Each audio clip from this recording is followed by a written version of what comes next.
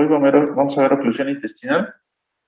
Es un tema muy rápido porque finalmente son dos apartados que tenemos que ver. Uno que es la oclusión intestinal que es quirúrgica y otro que es la oclusión intestinal que es propiamente tratamiento médico. Entonces, los objetivos de la clase, como saben, pues determinar la frecuencia y magnitud de esta enfermedad, cómo se clasifica, cuál es su causa, cómo evoluciona, determinar cuál es el cuadro clínico, qué auxiliares de diagnóstico tenemos y sobre todo cuáles son las indicaciones específicas para tratar esta enfermedad. Ya hemos visto en las diferentes clases que hemos tenido todos los elementos del tubo digestivo. En este caso comprende la oclusión intestinal dos áreas específicas que son el intestino delgado y el intestino grueso específicamente, que son las áreas donde más tenemos datos de oclusión intestinal. También se puede ocluir el estómago y también tenemos oclusiones en el esófago, pero la oclusión intestinal propiamente para esta enfermedad la definimos como una obstrucción en el intestino delgado o en el intestino grueso. Y vaya que tenemos un lugar muy amplio. Más o menos el duodeno mide unos 20-25 centímetros, el yeyuno 1 metro, el ilion puede medir hasta 2-3 metros. Entonces, como verán, es muy grande la zona donde se puede obstruir el intestino. Hay varios órganos que están muy cerca de estos del intestino y que por lo tanto pueden contribuir para la oclusión intestinal, llámese alteraciones en el páncreas, en el estómago, en los mesos, que pueden contribuir a esto. ¿Vale? Una de las características que tienen ciertos elementos del intestino delgado son, por ejemplo, el duodeno. El duodeno es una parte fija del intestino delgado y su irrigación es muy pobre. Es principalmente por dos arterias, la gastrodenal, rama de la hepática, y de la mesentérica inferior, la rama inferior de la gastrohepática, llamada pancreaticoduodenal. Entonces, esta parte del intestino, cuando se obstruye, cuando se lastima, cuando se lesiona por alguna razón, es difícil reparar porque sus arterias son muy pequeñitas y no se puede movilizar esta parte del tiene relación con muchos órganos importantes, principalmente el páncreas, que es la principal causa de obstrucción del duodeno. Hablando del resto del intestino, nos interesa mucho que sepan que el intestino delgado está irrigado en su mayor parte, casi en un 99%, por la mesentérica superior, y de ahí da ramificaciones hasta llegar a las ramas más pequeñitas del intestino delgado. Entonces, si ustedes les preguntan qué parte del intestino, qué rama arterial irriga el intestino delgado, es mesentérica superior, ¿vale? La mesentérica superior da varias ramas, una de ellas es para el intestino delgado y las otras para el intestino grueso, sobre todo para el colon derecho. Y la mesentérica inferior da ramas para el colon descendente y para el sigmoide, ¿vale? Son a grandes rasgos para que ustedes se enteren de cómo se riega el intestino delgado y grueso. Ahora, ya hablando propiamente del intestino delgado, tenemos que saber que son 5 las funciones principales del intestino. Dentro de ellas, la digestión y la absorción de los nutrientes de la dieta. Les puse ahí ese cuadrito porque es lo más común que podamos observar en las diferentes partes del intestino. En cuanto al líquido de absorción y de secreción, ¿vale? Entonces, principal sitio de digestión y absorción de los nutrientes, también tiene motilidad, una función endógena y es el órgano más grande en cuanto a la inmunitaria, ¿vale?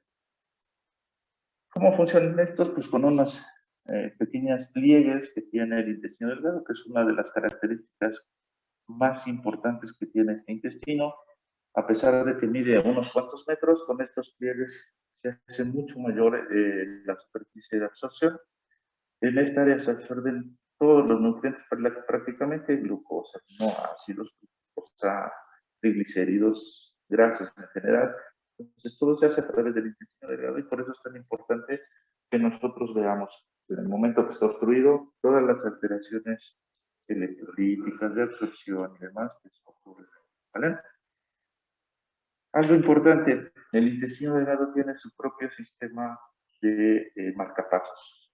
Entonces, para las peristalsis no necesita estimulaciones externas. Se alteran con las estimulaciones externas, aumentan o disminuyen. Pero tienen un sistema específico que se llama, las, bueno, pero tiene un sistema que lleva un marcapasos, así como el corazón late a tantos latidos por minuto, así también las células de Cajal nos indican cuántas peristalsis se generan en el intestino. ¿Vale? Tiene otras alteraciones como divisiones simpáticas, parasimpáticas, todos generados por los diferentes neurotransmisores, pero lo más importante es este sistema que yo les decía, tiene su propio sistema de excitación y por lo cual nosotros tenemos la peristalsis. ¿Vale? Las células intersticiales de Cajal son estas que les digo, generan ondas de distribución lenta, tienen un ritmo específico y estas nos generan más o menos 7 ondas por minuto en la porción distal del intestino, a veces un poquito más, a veces un poquito menos, y en general van de 7 a 10 ondas por minuto, algunos hasta 12, es más o menos el marcapasos de ¿vale?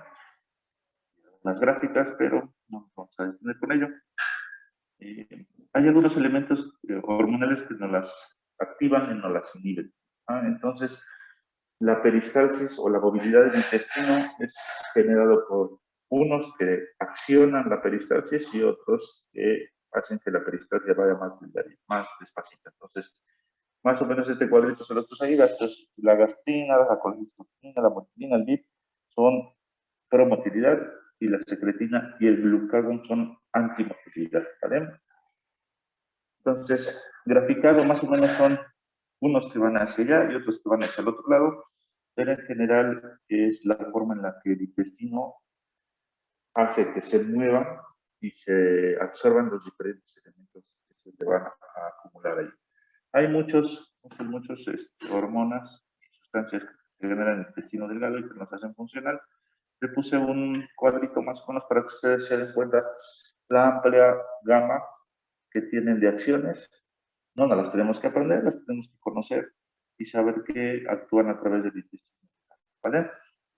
Entonces, les decía hace ratito, es el órgano más grande del sistema inmunitario y endocrino porque nos genera la mayor cantidad de elementos inmunológicos a través de las placas de Peyer y también una gran cantidad de hormonas, sustancias que nos ayudan para que el resto del organismo. Se las anoté aquí más o menos, sobre todo en la imagen del lado izquierdo, qué sustancias se absorben en las diferentes partes del intestino. Por ejemplo, en el duodeno es común que se absorban aminoácidos, hierro, electrolitos. En el yeyuno, folatos, vitaminas A, D, K, electrolitos, agua. Y algo importante en la porción final del intestino, en el llamado ileón, es donde se absorbe la vitamina B12 con el factor intrínseco y las sales biliares. Entonces, en los pacientes que hacemos resecciones intestinales de esa porción, que es lo más común que nosotros trabajamos, se pueden ver alteradas estas funciones. Entonces, ¿cuánto de gasto cardíaco más o menos genera para que se puedan irrigar estas porciones? Les puse ahí las diferentes cantidades, 700 mililitros en el tronco celíaco, 700 mililitros por minuto en la mesentérica superior y 400 en la mesentérica inferior. Más o menos estos valores son lo que necesita el intestino para poder trabajar y eso los vamos a recordar cuando veamos trombosis mesentérica o isquemia mesentérica y veamos cómo el intestino sufre porque estos valores van disminuyendo paulatinamente. ¿Vale? Histología nos vamos a saltar. Bueno, hay mucha historia en cuanto a la función intestinal. Podríamos decir que desde antes de Cristo se sabía que había datos de función intestinal a través de principalmente el estudio de las hernias, donde pues, todavía no había una avanzada investigación y se decía que había que cauterizarlas, pero finalmente los pacientes morían, ¿no? Después el padre de la medicina, que es Hipócrates, él decía que lo quirúrgico pues no era lo más adecuado. Lo mejor era pues no hacerles nada prácticamente y esperar. Y así como fue pasando el tiempo, nos fuimos dando cuenta que pues la oclusión intestinal no solo es de observar, no solo es de esperar a que se resuelva, sino se fueron observando diferentes elementos para decidir cuál sí se opera y cuál no se opera. Entonces, por definición, nosotros vamos a decir que la obstrucción intestinal es cualquier interrupción del tránsito intestinal, pero tiene que ser por una causa mecánica. Esta causa mecánica tiene que impedir el adecuado tránsito del contenido intestinal y desde no resolverse, estos cambios condicionan alteraciones hidroelectrolíticas y de perfusión tisular.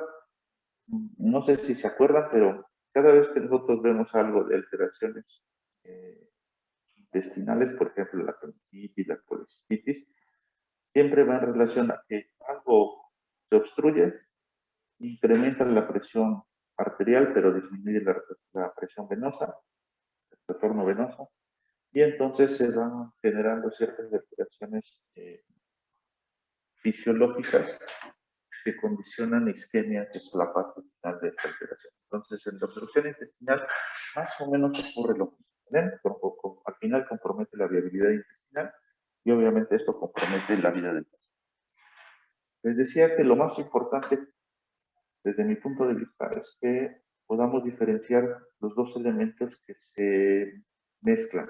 Uno, ¿cuáles son los pacientes que tienen obstrucción intestinal mecánica propiamente y que requieren obviamente tratamiento quirúrgico? ¿Y cuáles son los que son por un hilio paralítico, es decir, que tienen una obstrucción, pero que no es mecánica? Entonces, por definición, obstrucción tendría que haber algo que la obstruya. En medicina le llamamos obstrucción a pesar de que no hay algo mecánico que la obstruya. Entonces, para diferenciar esos dos, nosotros le llamamos hilio paralítico 1 y obstrucción mecánica 1. ¿Vale?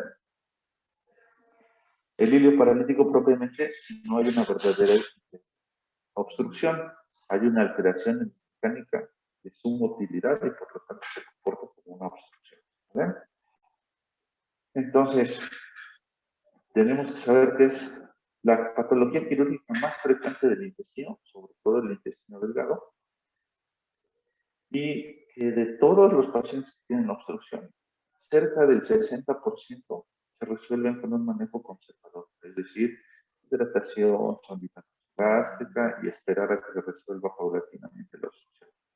Y más o menos el 20% de las cirugías que nos tocan en urgencias corresponden a una obstrucción del intestino delgado. ¿Cuál es la localización más frecuente? Pues obviamente, entre más intestino hay, es más frecuente que se obstruya. Entonces, la localización más frecuente es el intestino delgado.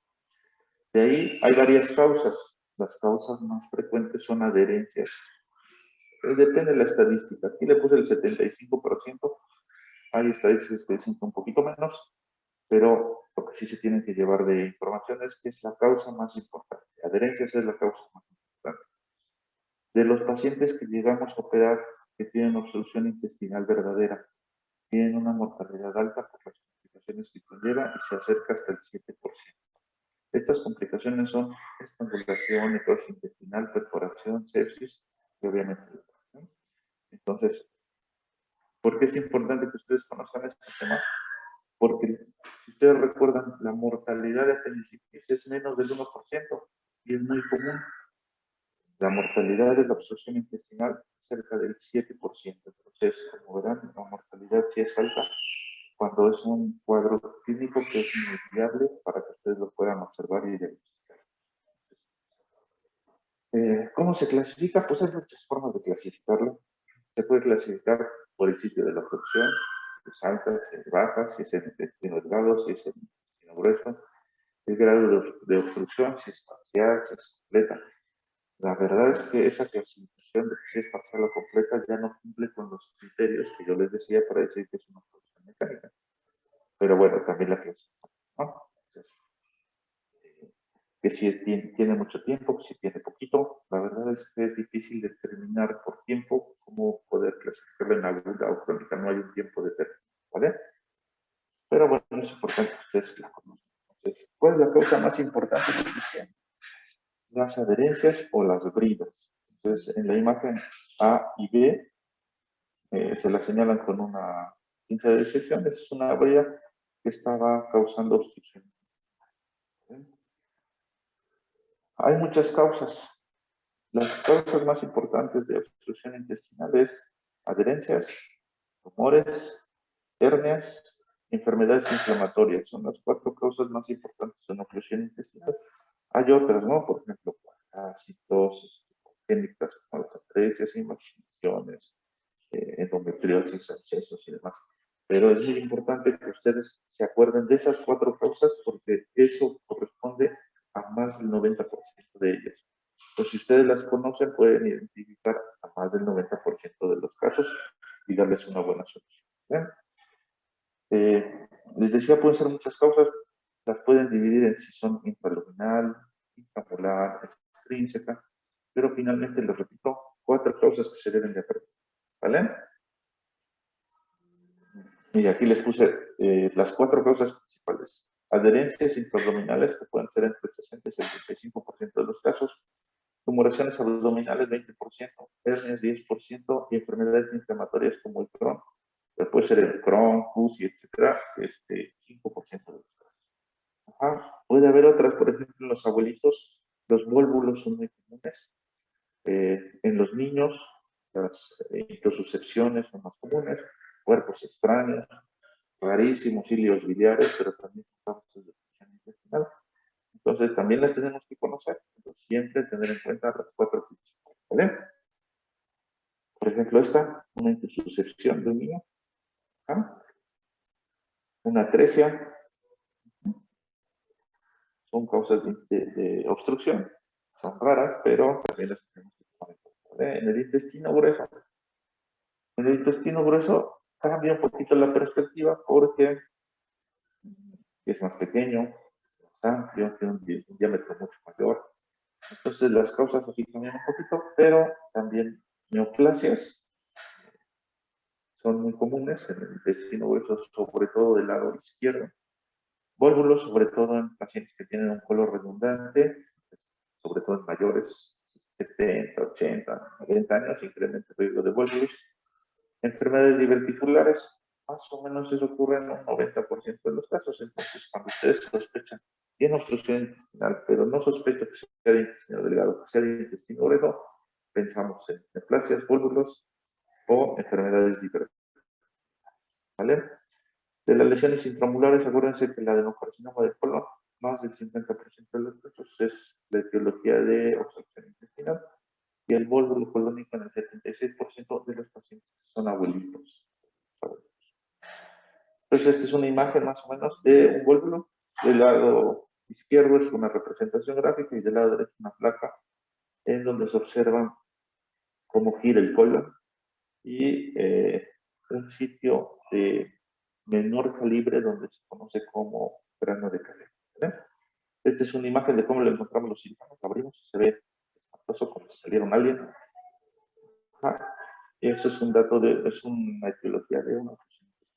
Entonces, ¿cómo funciona su fisiopatología? ¿Por qué se ponen tan malitos los pacientes? Lo primero es que al haber una oclusión intestinal, todo lo que se genera en el intestino, si recuerdan de las primeras diapositivas, hay mucho líquido, bilis, secreción pancreática, saliva, todo eso se va acumulando en el segmento que está obstruido. El gas intestinal que nosotros deglutimos también se va acumulando y eso genera trastornos electrolíticos, incrementa la presión intramoral del intestino y eso además genera alteraciones en la fertilidad del intestino. ¿Vale? Después de un tiempo, con esa éstasis y todas esas alteraciones, incrementa la producción de bacterias, que es la fase de bacteremia, y finalmente, les decía, se parecen muchos estos elementos, o estos pasos, como si fuera la apendicitis o la colecitis, donde terminamos con una fase de compromiso vascular, y entonces eso genera isquemia de la parte. ¿Vale? Hay varias alteraciones, les decía, una es que por delante de la obstrucción se genera ausencia de peristaltismo, y antes de la oclusión se incrementa el peristaltismo. Entonces, esas dos alteraciones las tienen que tener en cuenta porque cuando ustedes escuchan al paciente, escuchan su peristalsis, oiga, pues, pues no tiene peristalsis, ¿cómo va a estar obstruido? Bueno, no tiene peristalsis porque dependiendo del nivel de la obstrucción, es la cantidad de peristalsis que podemos escuchar. ¿Ves? Si se obstruye muy lejos, vamos a tener mucha peristalsis de lucha, pero si se obstruye muy cerca del duodeno, prácticamente va a estar en silencio el intestino y a veces ni tendido va a estar el paciente. Entonces, es importante esos detallitos. ¿Qué más? Pues creo que nada más. Hay muchas alteraciones que ocurren. Eh, Cambios electrolíticos, líquido a tercer espacio, incremento de las bacterias, alteraciones en las pruebas de coagulación cuando ya vamos en etapas avanzadas. Pero finalmente lo que más nos interesa es que conozcamos la forma en la que se presentan los pacientes. ¿Cómo se presentan los pacientes? Lo más común es el dolor abdominal. Ellos lo refieren como tipo cólico y sobre todo que no pueden evacuar o no pueden hacer, no pueden expulsar gases, platos, no pueden expulsar heces. Entonces, esa sería la forma más común de que llegue el paciente con obstrucción. Pero, sin embargo, si es una oclusión muy alta, el paciente puede tener mucho dolor, no puede estar tan distendido e incluso puede tener diarrea como efecto secundario de esa obstrucción tan alta. Cuando es muy baja, entonces sí es muy visible. Tiene mucho dolor, mucha tensión de la pancita, náuseas, vómito. Y obviamente les decía, los ruidos peristálticos, entre más intestino tengamos antes de la obstrucción, más peristalsis de lucha podemos escuchar.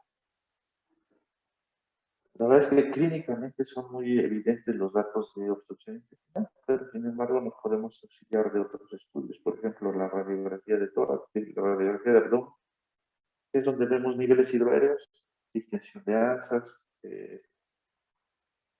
imágenes en fila de modelo. Eso nos da una forma indirecta de decir que el paciente está obstruido y que los intestinos están dilatados localmente. Ausencia de gas en ámpula rectal son signos indirectos de que nos está pasando hacia la porción distal del intestino. Más o menos nosotros nos guiamos con la radiografía y observamos estos signos en un 60% de los casos. Y cuando hay oportunidad y le toman tomografía, también tenemos estos mismos mismas imágenes en el 83 al 93% de los casos. Podemos hacerles estudios habilitados, resonancia magnética y demás, pero la verdad es que no se ha observado ningún beneficio de estos estudios. Entonces, el diagnóstico de una obstrucción intestinal, el estándar de oro es la clínica. ¿Vean? No hay un estudio fidedigno donde nos diga que tiene obstrucción intestinal a través de un estudio de gabinete o de laboratorio. Estas asas pues ya son evidentes, ¿no? Están muy dilatadas, con muy marcadas, no hay aire en ámpula rectal, tiene vidrio despulido. Son datos indirectos de oclusión intestinal, ¿vale? Son varias imágenes que nos aportan de los libros. Son muy claras cómo están distendidas las asas. Creo que sin necesidad de saber mucho de radiología, son muy evidentes la distinción. Y cuando ya tenemos la oportunidad de ver una tomografía, bueno, pues podemos observar cómo con mucha mayor frecuencia encontrar el sitio de la obstrucción, donde hay asas dilatadas y después llega a un sitio donde se obstruye casi por completo. Entonces, muy semejante a la imagen que vemos en la calasia, podemos ver cómo termina el intestino en una porción de tipo de paso, donde es la zona donde la obstrucción intestinal está generada. ¿Vale? Pues hay muchas imágenes a través de la tomografía. La verdad es que es raro que nosotros pidamos una tomografía para el diagnóstico, sobre todo si les digo que las causas más frecuentes son las adherencias. Si nosotros sospechamos de un tumor, entonces sí nos va a poder ayudar un poquito la tomografía para ver dónde está y planear exactamente el tratamiento a seguir. Sin embargo, en obstrucción intestinal no vamos a resecar el tumor con objetivo curativo, vamos a resecar el tumor con el objetivo de resolver la obstrucción intestinal y después ya valoraremos qué otras acciones tenemos para los pacientes. Un hilo biliar, no sé si alguna vez lo han escuchado, pero cuando nosotros encontramos piedras en la vesícula biliar, que son piedras grandecitas, y esta vesícula se pega al intestino, hacen una fístula, una comunicación, y esas piedritas se pasan al intestino, habitualmente se atoran en la válvula ileocecal o muy cerca de ella, y entonces nos dan datos de oclusión intestinal, y lo que encontramos es ese hoyito muy grande en el intestino delgado que causa obstrucción intestinal. ¿Bien? Les decía, lo más importante en esta enfermedad es saber cuál es una obstrucción mecánica y cuál es una obstrucción no es mecánica. Ese es el diagnóstico diferencial, aunque, como saben, pues tenemos que buscar sistemas que tienen efectos como pancreatitis, úlcera péptica, todo lo que conlleve a tener dolor abdominal, tenemos que hacerlo como diagnóstico. Hay muchas causas de ilio paralítico, entonces, cuando vamos a un paciente con esas características, tenemos que preguntarle, oiga, ¿ya te ha tomado algún medicamento? ¿Ha pasado por estas circunstancias? ¿Tiene enfermedades? Cosas así, para que nosotros determinemos si existe alguna posibilidad de que la causa de la obstrucción intestinal no sea mecánica y sea un hilo. Les decía, el tratamiento para estos pacientes son dos: o manejo conservador o manejo quirúrgico. El manejo conservador se lleva a cabo cuando nosotros sospechamos de alguna enfermedad que no condiciona obstrucción mecánica propiamente y que no debe de resolverse como tal esa enfermedad como urgencia. Por ejemplo, ¿qué me refiero con esto? Si nosotros encontramos una obstrucción intestinal por hernia, pues no le vamos a esperar a que se resuelva solito. Tenemos que resolverle la hernia. Si nosotros tenemos un paciente que sospechamos de cáncer, tenemos algún estudio que lo corrobora, pues no nos vamos a esperar a que con la sonda nasogástrica se resuelva. Tenemos que darle resolución a esa patología. Este tratamiento conservador más se refiere a las adherencias. Los pacientes que tienen adherencias, es común que se resuelva solo con la sonda nasogástrica o con hidratación.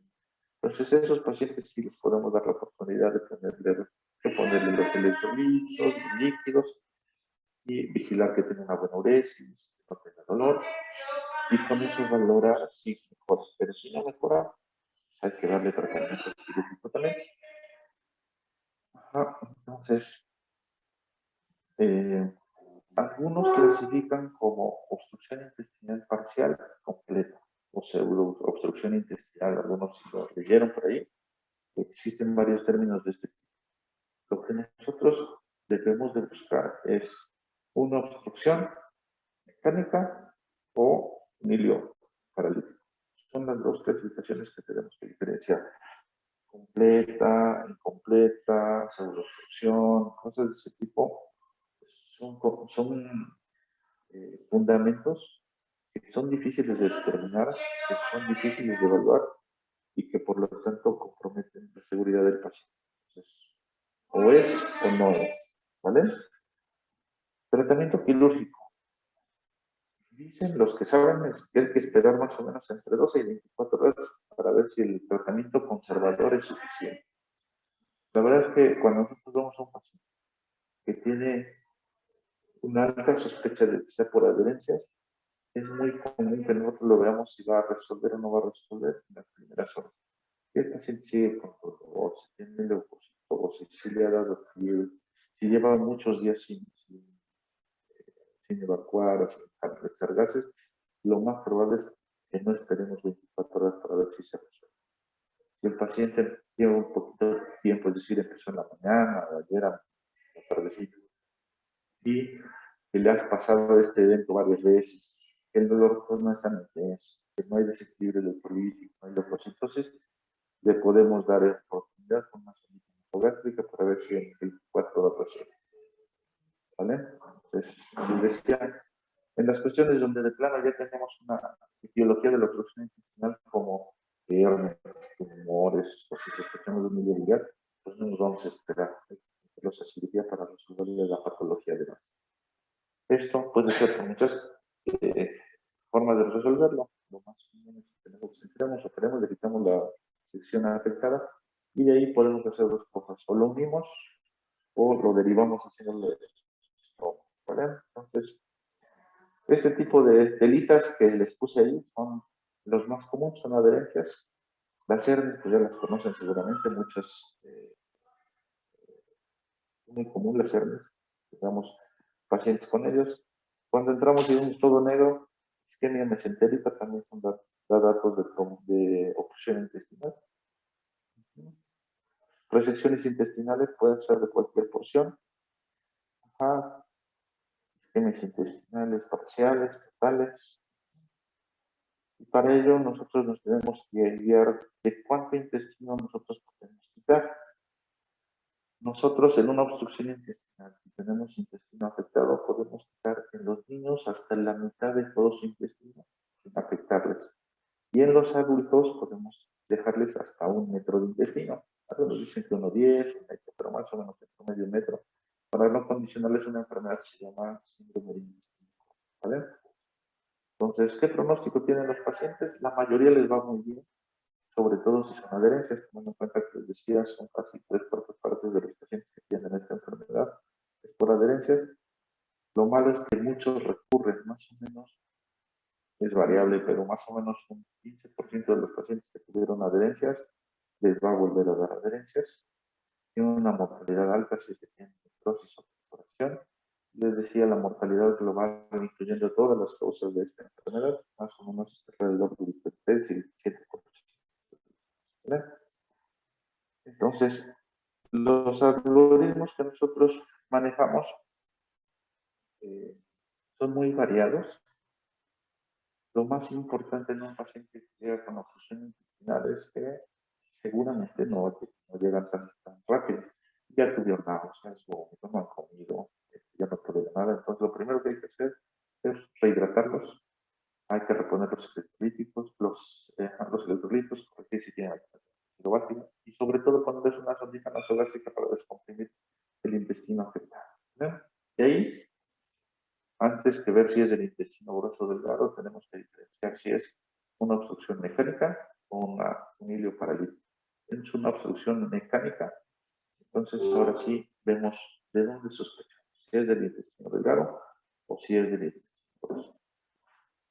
Independientemente de que definamos uno u otro, aunque hay muchas formas de los diferentes caminos para llegar a resolver esta enfermedad, lo más importante es que diferenciemos si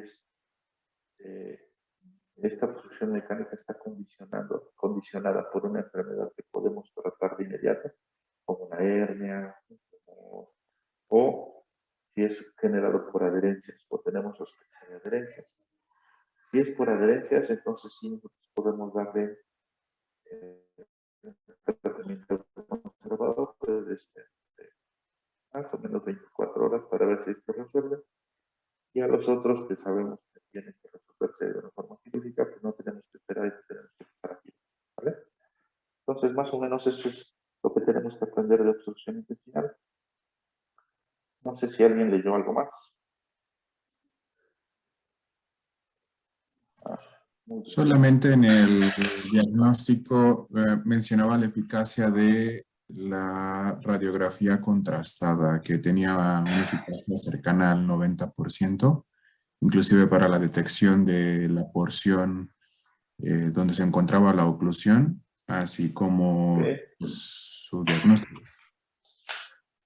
Vale, sí, la cuestión aquí es que para que nosotros ocupemos un estudio contrastado en una oclusión intestinal es un poquito controversial, porque en pacientes que tenemos alta sospecha de obstrucción intestinal y perforación, la probabilidad de que nosotros compliquemos al paciente con un estudio como ese es mucho más alta. Por eso no se recomienda de primera elección, aunque tenga una efectividad muy alta.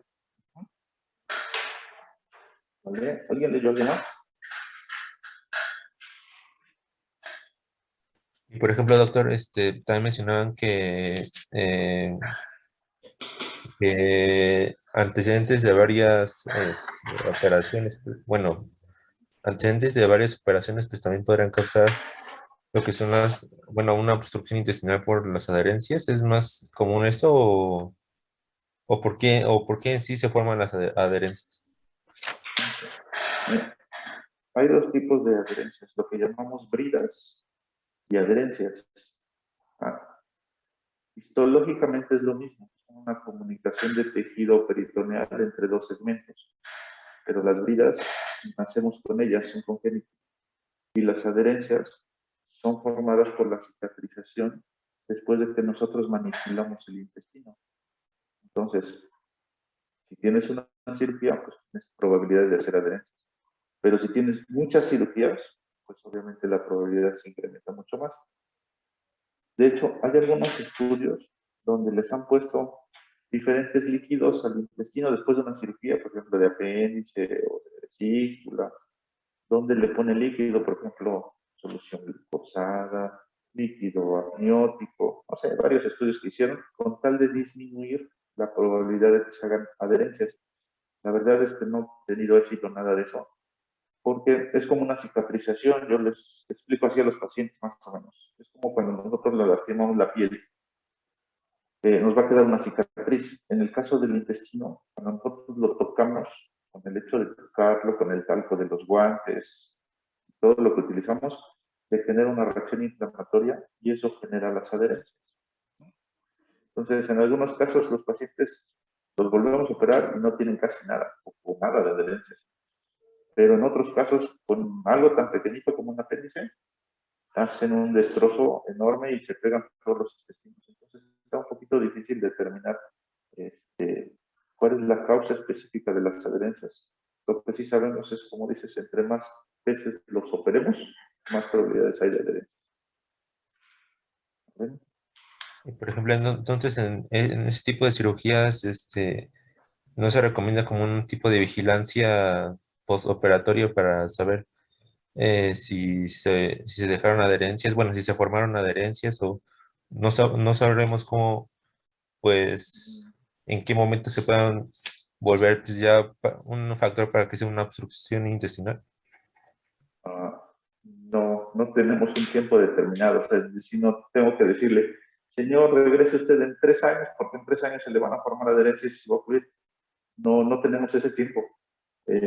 Incluso, por ejemplo, el paciente que operé ayer, lo operamos en diciembre de apendicitis y ayer llegó con una oclusión con adherencias muy firmes y muy grave el cuadro de obstrucción intestinal. Entonces lleva muy poquito tiempo.